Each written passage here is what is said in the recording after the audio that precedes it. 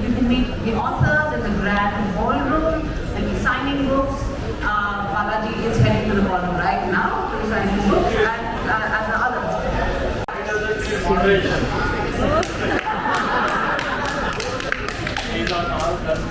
If you could start with an introduction, let the crowd take a few questions. Yeah, please. Is there a question? Yes. So they don't have the guy. This is going to be half only for you, but I wanted to ask it anyways.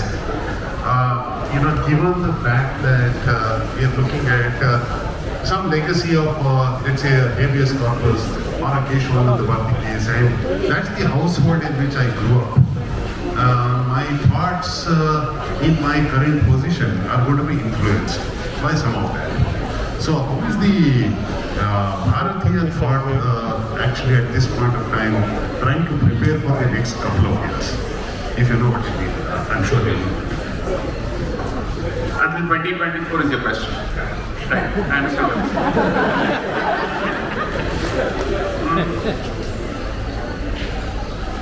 So what are the free speech filters which apply to this platform? I'm just wondering how much no holds barred it can be.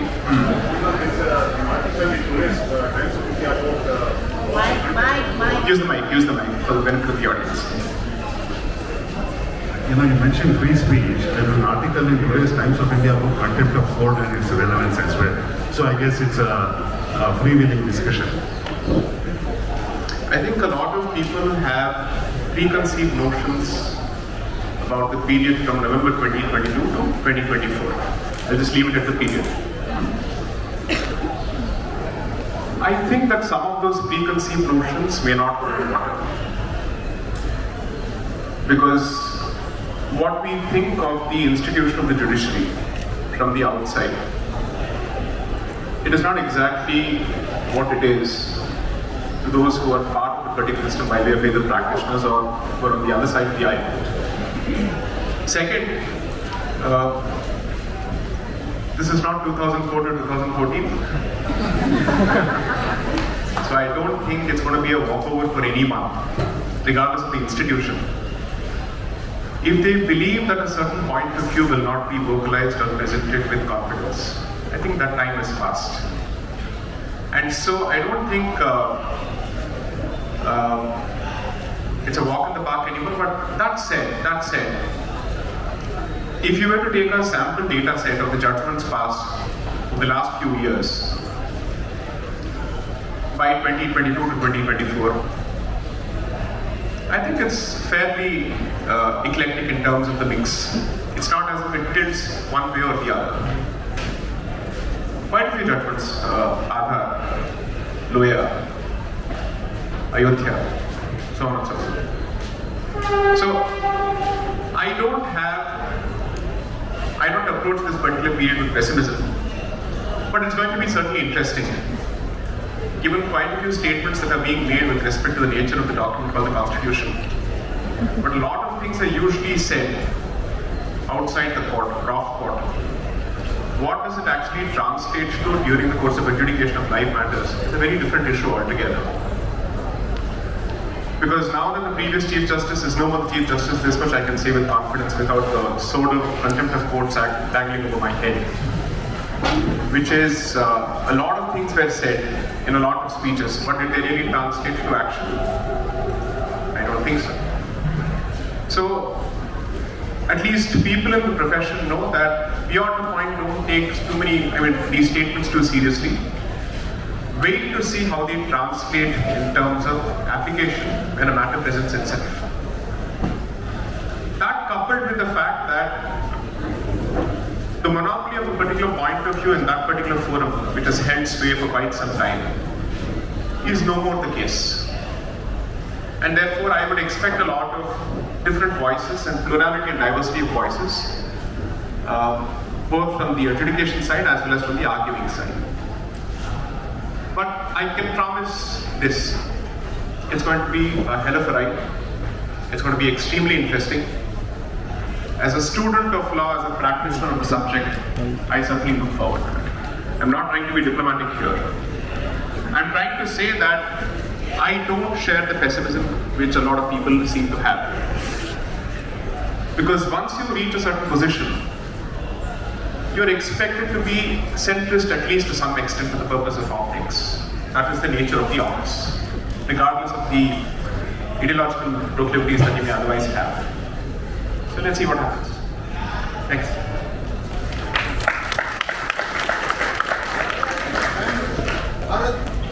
Just a second, I'm just wondering if Prasanna has abandoned the platform. Okay, please go on, sir.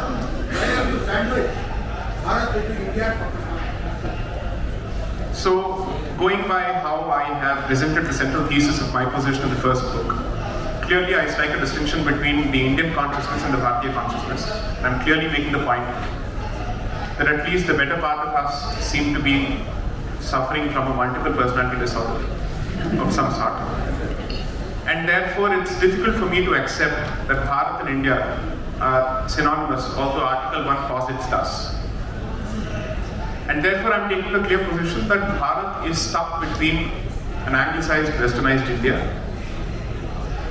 and perhaps the residues and the remnants of the two-nation theory, which continue to be in action in one form or the other in different parts of Bharat. And therefore I make the point that Pakistan is not perhaps a geography, it's a state of mind. Next.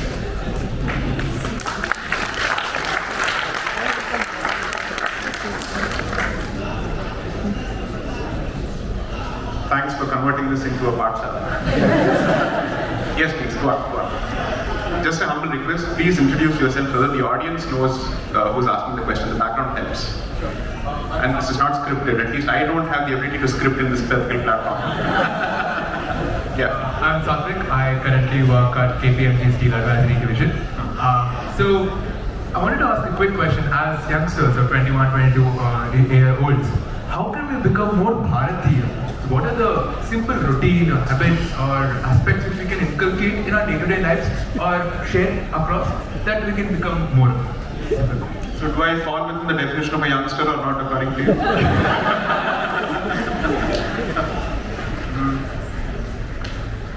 I think I've said this at least on 2 occasions. I think once in a speech at Sunnyvale and the other was in Mysore. Unfortunately, it's come to a point where should you choose to not wear your identity on your sleeve, its existence is denied or sought to be denied. And therefore, I have certainly been a strong votary of wearing some religious symbol at the very least. Now, if this translates to a regressive suggestion, I don't care, so be it, that's my position. Well, it wasn't regressive when Sri Guru Gobind Singh was asking his followers to do so when he started the Khalsa, right? There was a particular thought process behind it. So I would certainly say apply the very same principles, particularly if you believe that that particular identity is the subject of multiple challenges. So that's one. Second, it's unfortunate and ironic that I have to make this statement in English, but conserve your Matrabhasha as much as possible.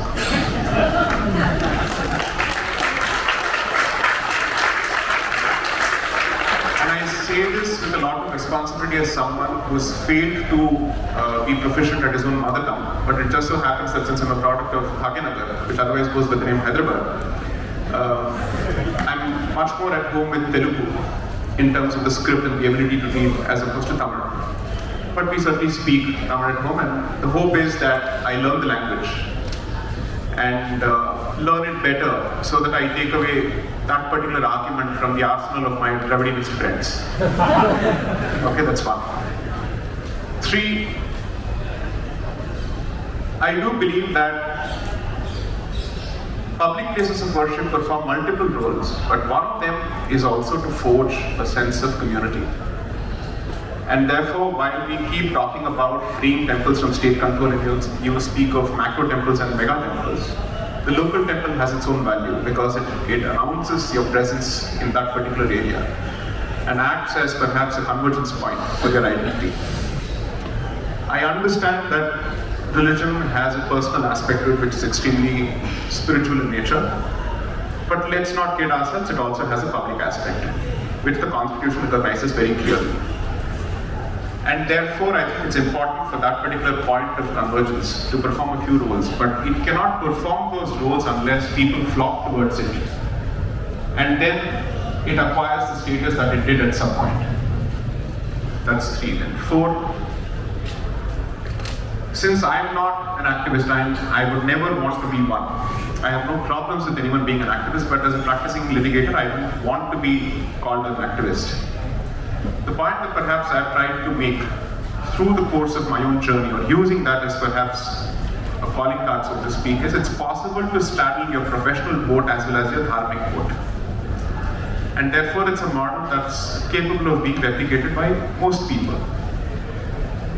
And therefore, I think while you try and achieve proficiency in terms of your professional skills and you go after your livelihoods, it's equally important to pay attention to the other side, which means if there's a cause which you think furthers the cause of dharma not being the same as religion, perhaps you must put your money where your mouth is in one way or the other. That's the 4th point. 5th point,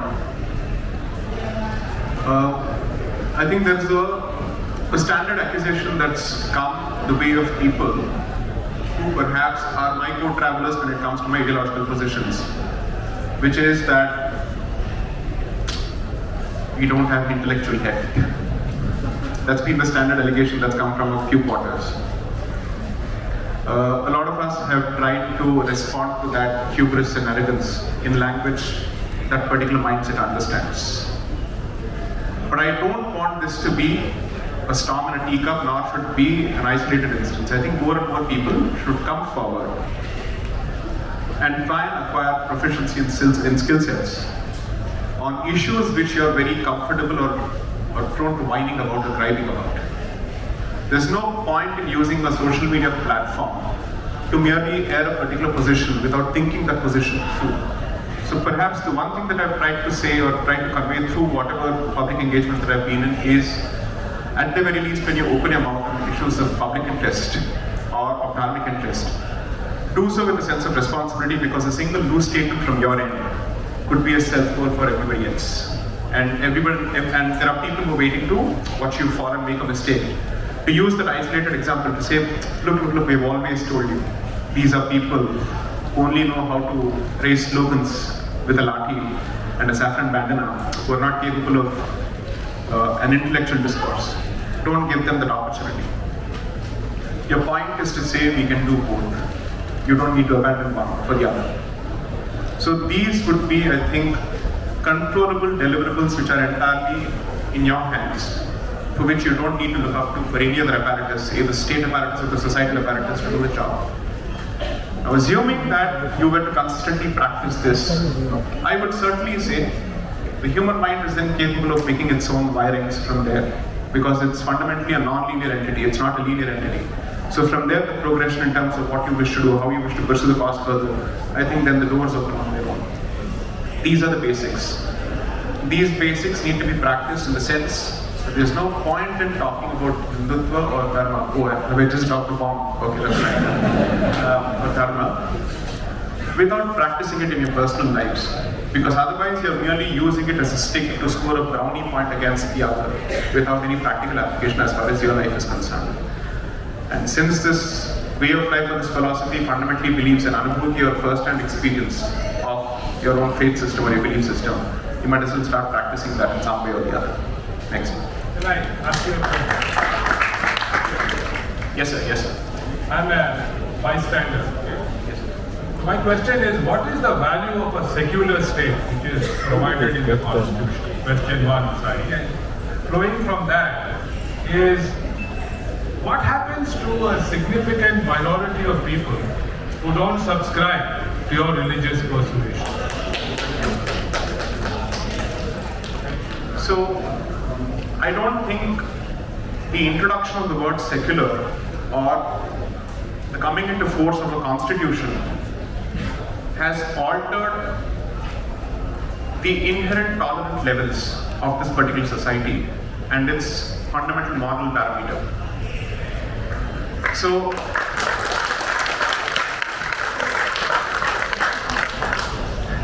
at a time when you did not have the presence of the concept of European-style secularism, you've still had your basic values intact, which enabled the accommodation of refugees of several hues who don't necessarily come from the same polytheistic background as you. And which is why I think I said this in my discussion with Mr. Tharoor, Dr. Tharoor, that when you choose to use the civilization as the document which imparts values to people, and you believe that in the absence of the document, people are prone to chaos and anarchy and don't have their own moral parameters,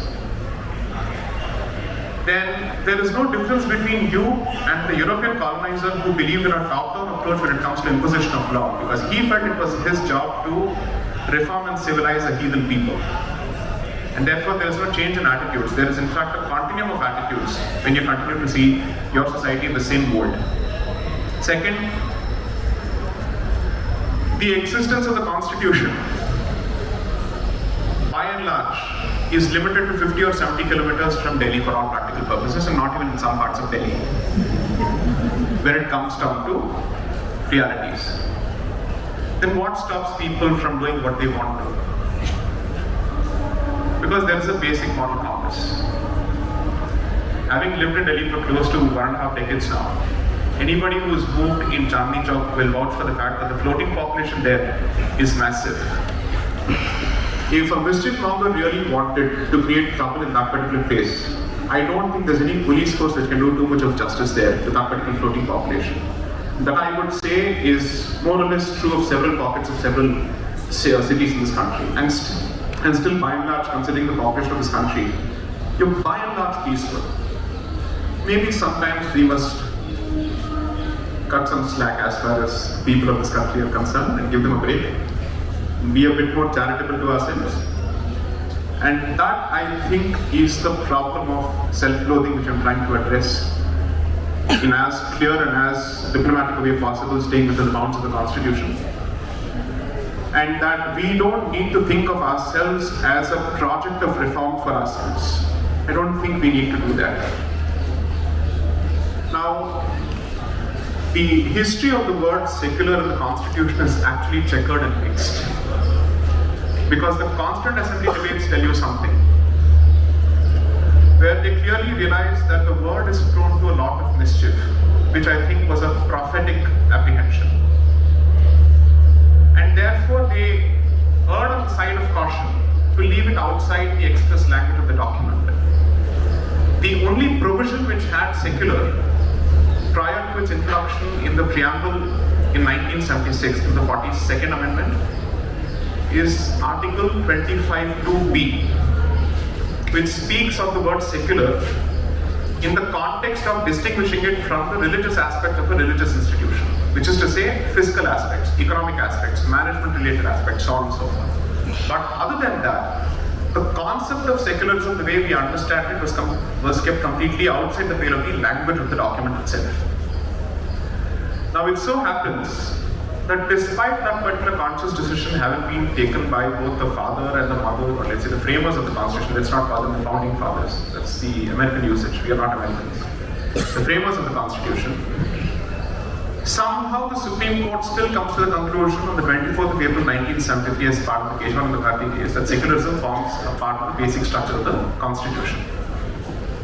Now in doing so, they rely on certain other constitutions, specifically the German Constitution and its predecessor, which had very clear Easter eggs to that particular effect, making it possible to arrive at the formulation of such a doctrine. Whether such a doctrine could have been applied in the context of the Bharatiya Constitution itself is a huge question. But you see, some of these judgments are not to be looked at in isolation, because they were trying to respond to a massive brutal majority of an executive under Srimati Indira Gandhi. And some of these judgments are to be looked at in the context of institutional pushbacks, which continuously happen in the context of a parliamentary style democracy, where the judiciary pushes back the legislature or the executive, so on and so forth. Now, independent of that, I don't think we have understood the nature of the beast called secularism properly, as to what are its antecedents. How is it followed or applied in the mothership, so to speak, which is Europe? And that, I think, despite the existence of literature, is very poorly understood, is my limited opinion. And which is what I've tried to expound upon, citing other literature as part of the first book, where I've clearly said, secularism in the context of Europe has translated to protection of the church from the state, not separation of the church from the state. And has never translated to giving up of the Christian identity or the denominational identity of each of those European states. No wonder they have national churches, an Anglican church or a Lutheran church, so on and so forth. But the moment it is applied in the context of Bharat, somehow it translates to a religion agnostic state. In which case I really have to ask myself, what have you made of the antecedents of that particular concept and its origins altogether? And how did we land at this? Now, if someone assumes that imputation of a Hindu identity to Bharat as a Rashtra would translate to exclusion of certain minorities, I have to again come back to the very same question. Is that your opinion of the people of this country? Ask yourself this question when Parsis and Jews and others have frequently found shelter and refuge in this particular country. Why do we come to that particular conclusion? And surely this is not a concern that is necessarily shared by minorities in the true minority sense. People who don't have a veto whatsoever in a political decision. The Jews and Parsis of this country don't have any political veto simply because they don't enjoy numerical strength. Have their rights been completely submerged when you know for a fact that they do not have the ability to give a political pushback? At the very least, the Parsis have a sizable population that is represented in the business fraternity. But that's not the case with the Jews of this country. That's not the case with several of the communities in this country. So in which case, if the basic tendency of the so-called majority of this country is to write roughshod on the rights of the minority, shouldn't that have happened with respect to those minorities which are not in a position to voice their position at all? What are we really talking about here?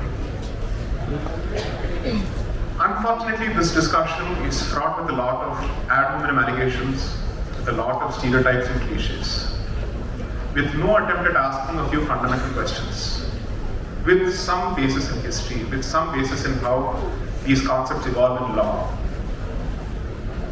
So, and certainly primetime debates don't give you the benefit of having these conversations, because the guest anchor constantly tells you, the coordinator says, sir, aur chillaiye, sir, aur chillaiye, sir, aur chillaiye. Are isse zyada aur kitna chillaun? Right? That's become the nature of the discussion. You want me to be a bit more candid? The unfortunate reality is if primetime debates end up being so impatient and hasty because there's a news cycle to be met, platforms have their own biases. So where do we exactly get to speak and engage? Echo chambers. So what are we exactly reinforcing? Confirmation bias. I don't know how that works. So where is the real outreach to see if there's truly a meeting ground to be met? Where is the conversation even happening? Why should the discussion always take an adversarial cue? Unless you've decided that fundamentally it's a zero-sum game, that the existence of the other makes it impossible for the existence of the self.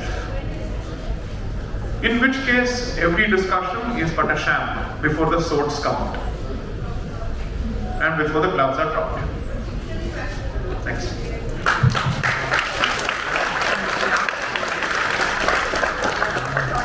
Final appeal like an auction. Prasanna, Prasanna, Prasanna. Sir, I have the mic now, if I can ask. You're to my right, it's my favorite side. Why do you worry? I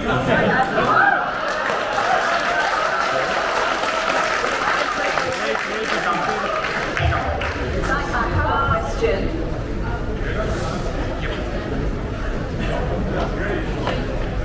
I'm Julie Shibram. Namaste. And what are the challenges you face in court while you're presenting your cases?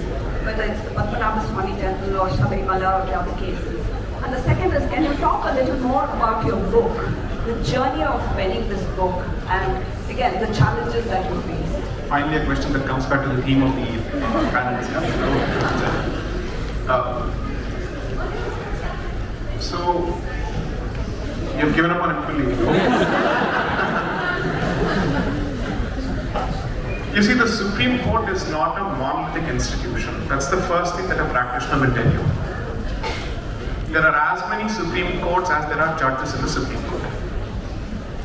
Because every individual has his, her, their, whatever binary identity you want to impute, their own proclivities and their own clear thought processes like any other human being. The truncated, triangulated assumption when it comes to the judiciary is that somehow it's a very objective process. That somehow biases are kept out of the courtroom the moment you enter the courtroom. That is the ideal expectation, but that rarely happens. So then, if that's the position, the only hope is, fine, at the very least, make good your bias with evidence and logic. Because if you're incapable of letting go of your bias, make it good.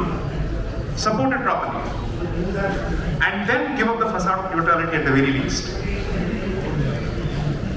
And that seems to be the bane of quite a few professions in this country. I won't name them.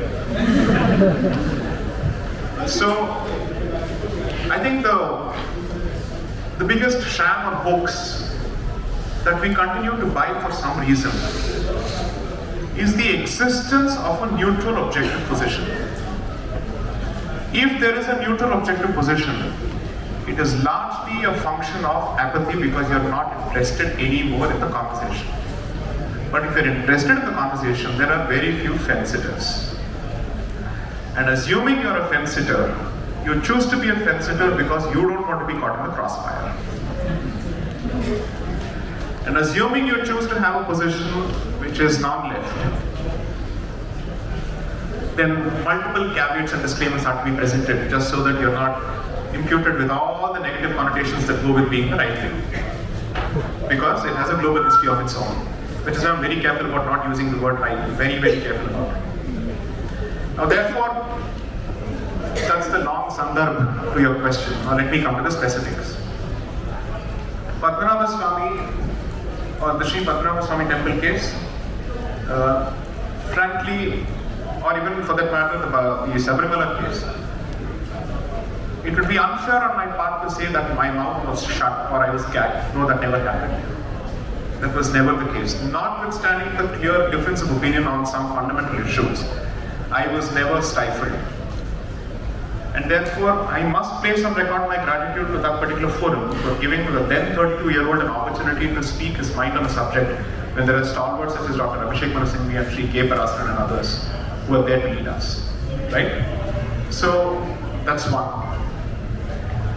But you see, there is perhaps a certain degree of colonial consciousness in that institution, but that is only a reflection of the society by and large.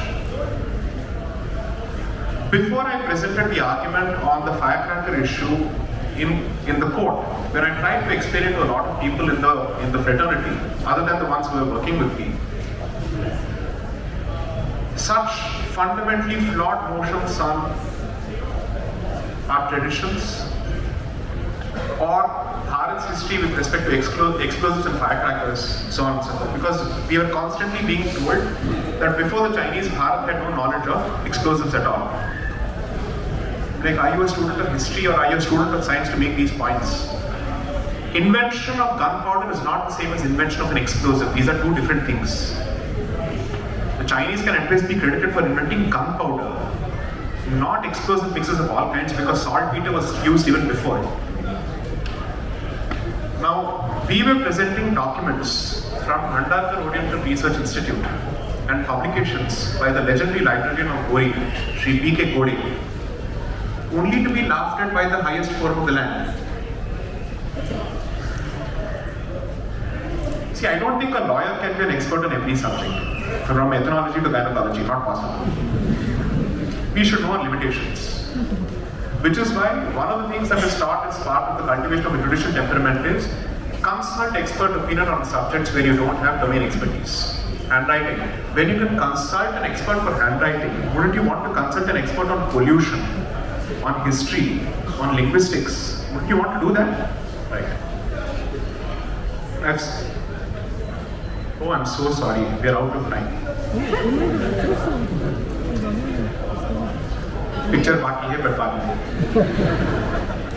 Sai will be at the Grand Ballroom signing his books, so you have an opportunity to speak to him one-on-one. Thank you. Thank you, Sai, so much for being a sport. It's much better for the moderator to say the time is up as opposed to the audience saying it. Thank you. Going for the book. अभी जाएगी यहाँ से निकल रहा है. He took a lot of time to answer every question. Huh?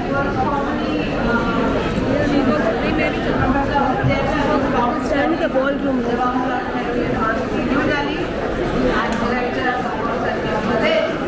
I didn't know that he's so.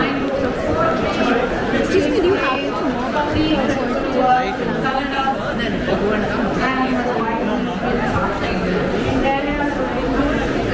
I didn't know he was that popular.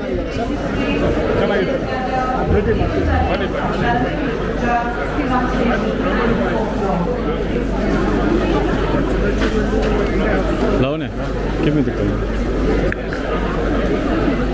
So what happened to moderator didn't show up?